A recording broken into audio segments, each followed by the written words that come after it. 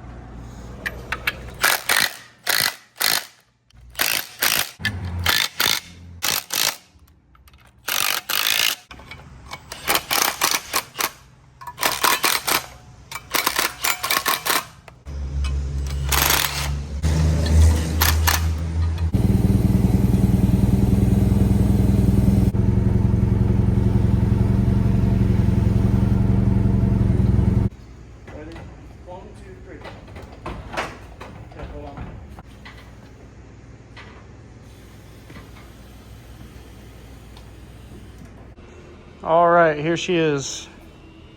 Got the LS sitting down in there. Plenty of room in these cars for an LS. Plenty of room for a radiator up there. Plenty of room for turbos one day maybe. But now we're gonna get this thing lifted back up and get the trans cross member built and in. I'm not sure if I've got the stuff to build it here, but we're gonna see.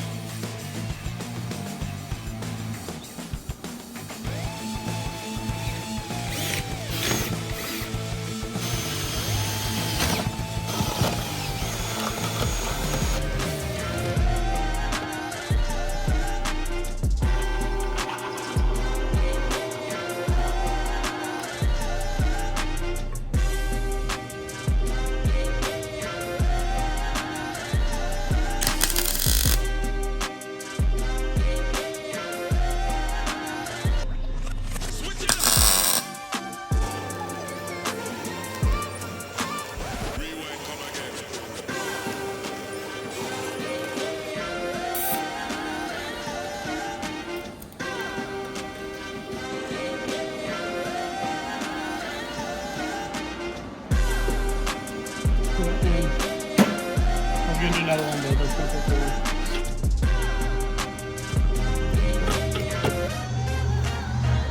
You like the glove?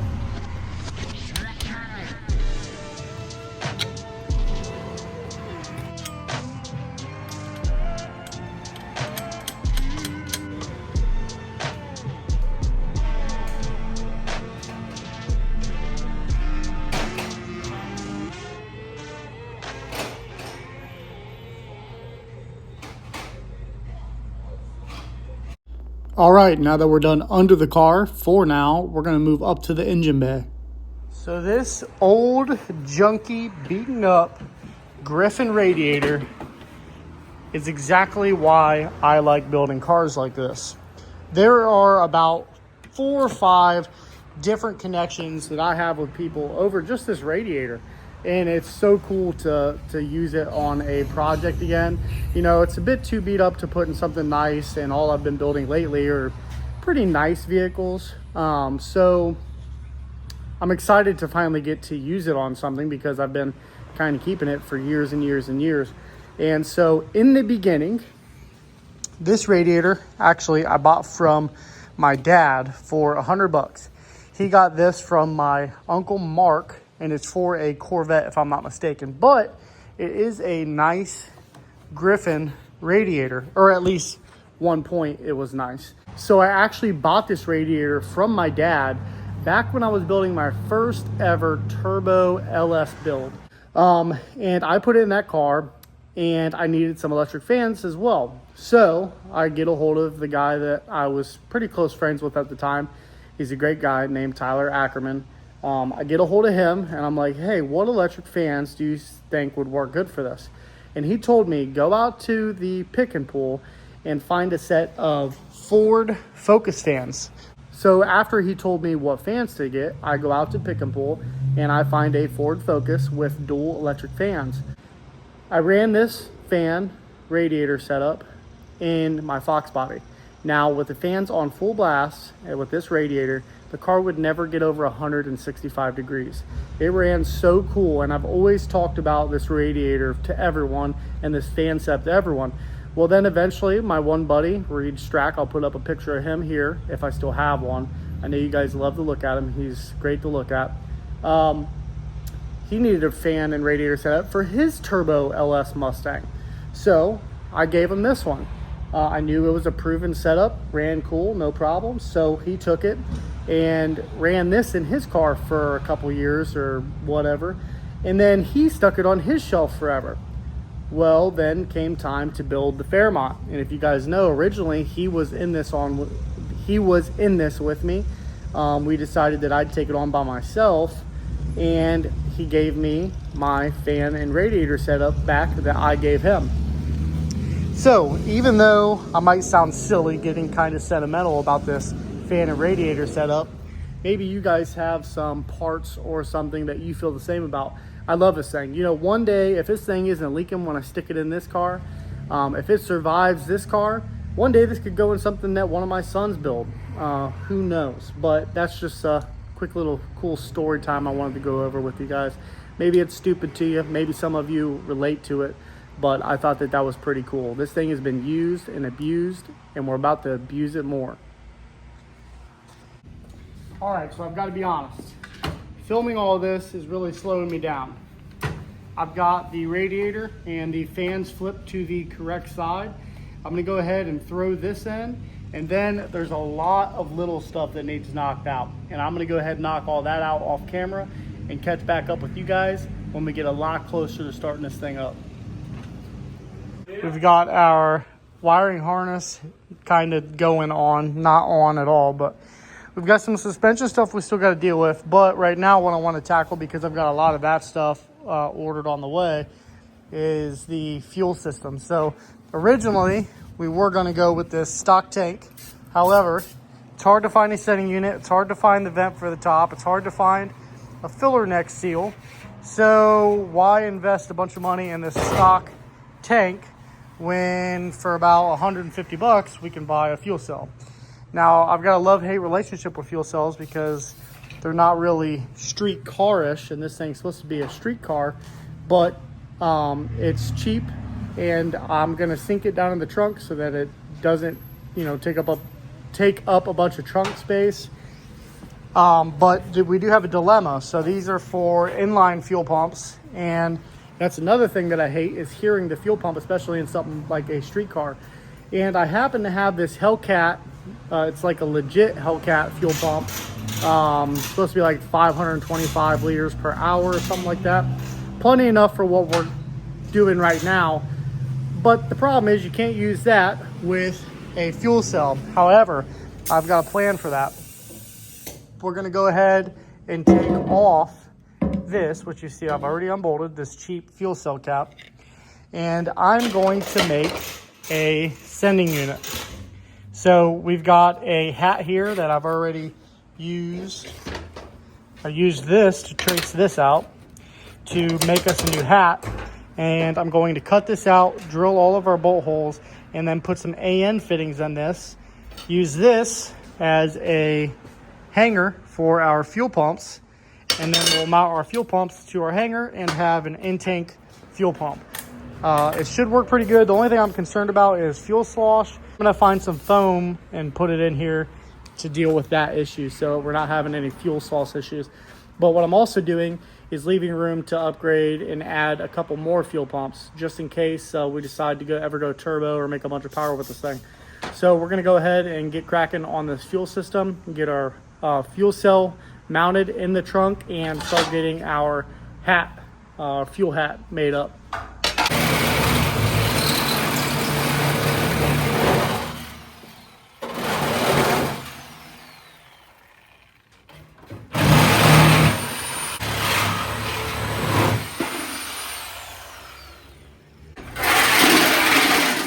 All right, we've got part of it cut out.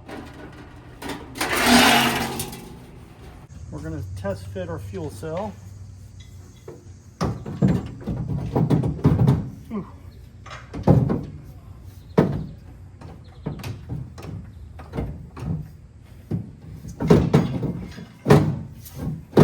Want it to be pretty flush with this.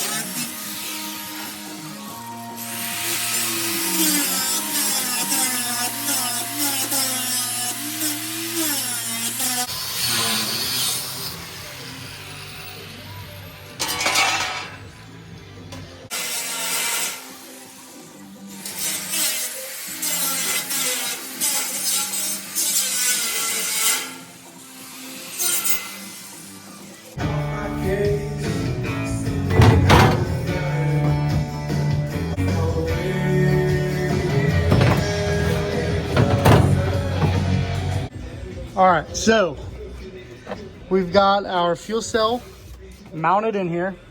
As you can see, I've got the cap off right now, getting ready to make the top hat. But we've got our fuel cell mounted, the plates are all installed. And then instead of doing what I was talking about, making standoffs up here, I realized that would trap the fuel cell in. So we went ahead and made some stands coming straight down from the floor and welded those up top and bolted them in down low. So now our fuel cell is removable. Now that we've got that mounted in, we're moving on to the next thing, which is making our top hat, and I'm cutting that out right now.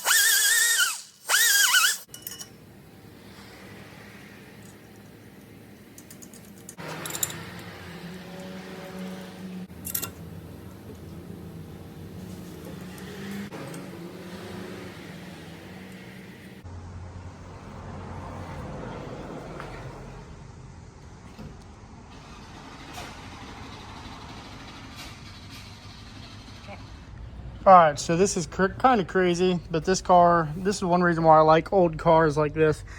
I'm blocking out the guy's name, but this is a warranty card from when this car was bought brand new in Cincinnati, Ohio. And it looks like June 18th, 1979. This car is filled with all kinds of stuff like that. Here's the factory owner's manual, which I actually just used to find some fuses down here. But this type of stuff is why I love working on old cars. There's also some more stuff in here. Looks like AM, FM, some type of crap. Something about the stereo system maybe. But I just love old stuff like this. Pretty cool.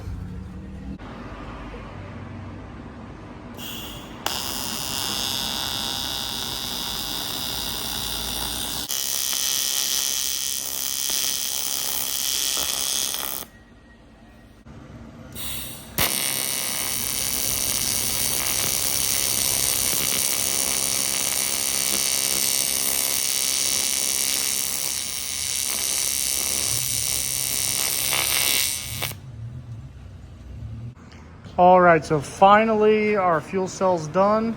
We've got our filler neck. I welded on right here. Eventually, I may put a rubber neck on that and send it towards the back of the car so I can fill without popping the trunk. We have our sending unit hole made here. So that is gonna drop down in just like that, and it will just bolt in. And then we have this. So this is the sending unit that I made. So as you can see, we've got our 2 fuel pumps here. I had this Hellcat pump laying around from an old build that I did. Ended up not using it. I used it for a little bit and then took it out and went with an inline pump.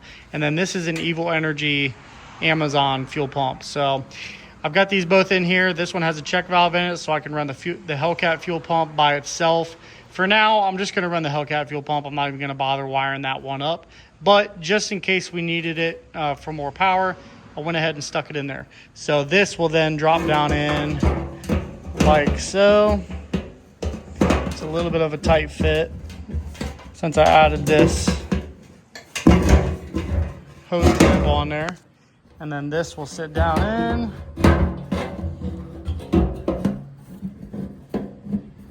just like that. Then that'll bolt in, and then we've got our fuel pump wiring here. We've got 2 feeds and 1 return. And once we get that all put together, we can throw it up in the car, and our fuel system, well, our fuel cell will be done. Then we can start running our fuel lines. All right, so we got a little bit ahead of ourselves and did not record this part, but we went ahead and got the rear end out. Obviously, we're putting an 8.8 in this thing. Friday, which was a couple days ago, I went out and picked up this 8.8 out of a 95. It was supposed to have 327 gears. Turns out it's got 273, so those will probably get changed, of course. But right now, we're tearing this thing down. And of course, all the bolts are stuck on it and stuff, but we got to get the shocks off, all the control arms, and get this thing stripped down so we can get it cleaned up, kind of, and then go ahead and stick it in the car.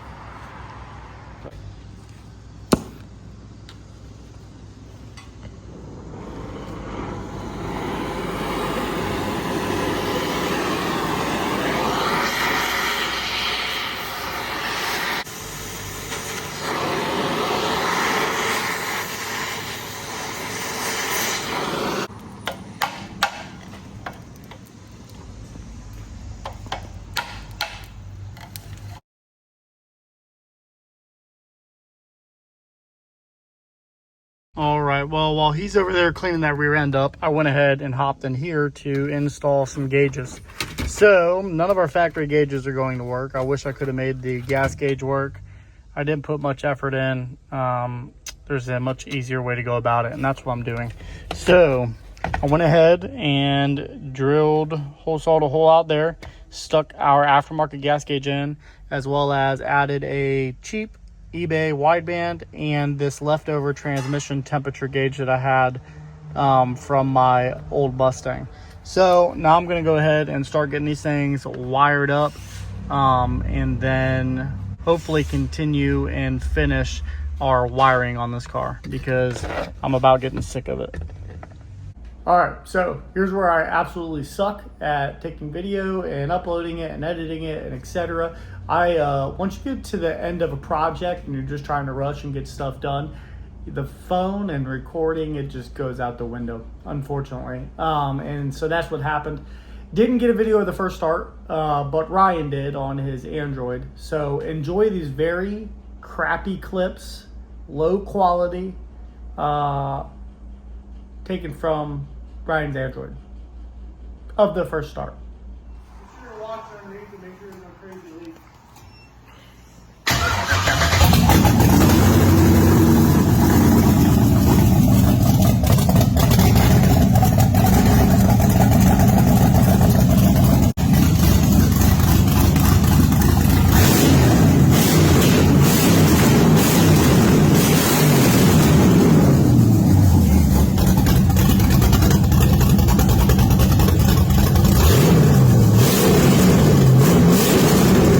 All right, so I hope you guys enjoyed those very low quality videos of the first start.